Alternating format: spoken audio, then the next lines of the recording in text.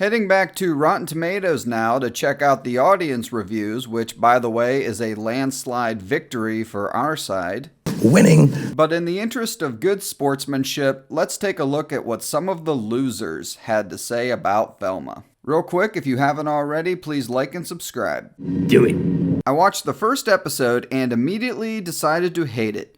But I gave it a day and went back and honestly started to watch it as a show separated from the Scooby-Doo I remember, and it is a really good show so far. I'm going to have to fix his terrible grammar here. If you've watched the first episode and decide you didn't like it, I suggest you push through and you might find it an enjoyable show like I did. Are you fucking retarded? The series is great. Just forget that it's Scooby-Doo and that's it. It's one of the best animated series of 2023, it's funny as hell, and has a great mystery. Congratulations to all involved.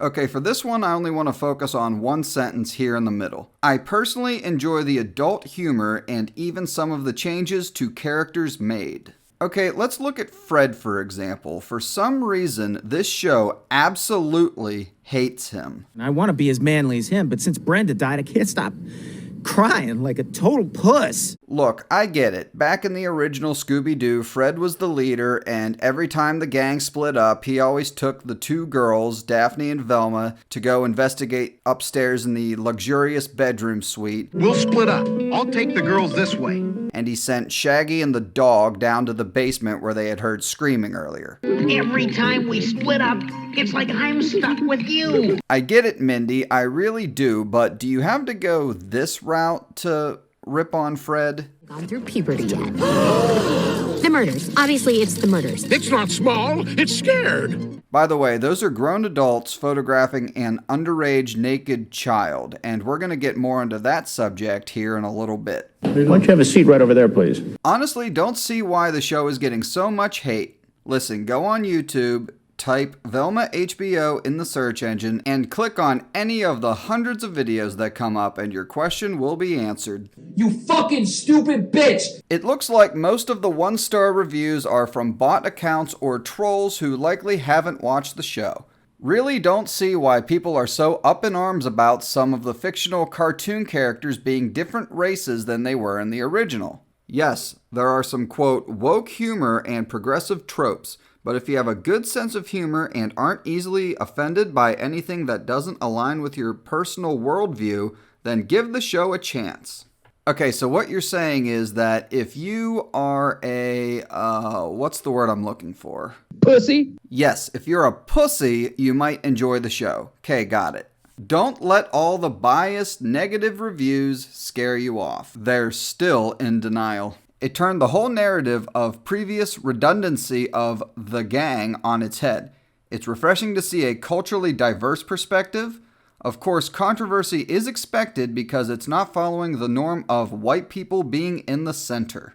Now, I've watched several content creators cover this show, and most of them are making this single point quite often. I do not understand who this show is for. Now, besides the obvious, what other demographic of people might find this show enjoyable? Look, I'm interested in little girls. Well, then this might be the show for you. We're like 4 minutes in, and I'm still watching a softcore cartoon of 15-year-olds in a shower and being preached to about race and representation. Now, I looked up Daphne and Velma's age, and in every single iteration of Scooby-Doo, it came back the same. They're both between the ages of 15 and 16 years old.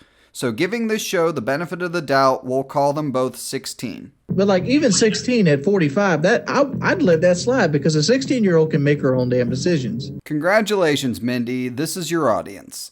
But it really made me think like, okay, we gotta be really careful with this character, which we will be because we really love her.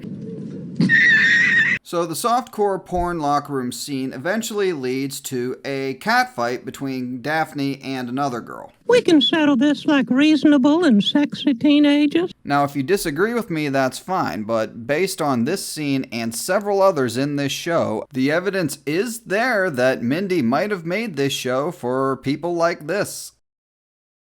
It's about time we have a show like this. Surprised ignorant people haven't canceled it yet. Seems today people can cancel anything, even healthcare decisions for other people. I'm not touching that with a 60-foot pole. Next caller. Saving the best one for last. I get it. It's different. It's Scooby-Doo done in the style of an SJW Archer. No! It's fresh and unapologetic. It doesn't let the male audience ignore issues of race, gender, sexuality, mental health, and the white male isn't the hero, which is a real treat.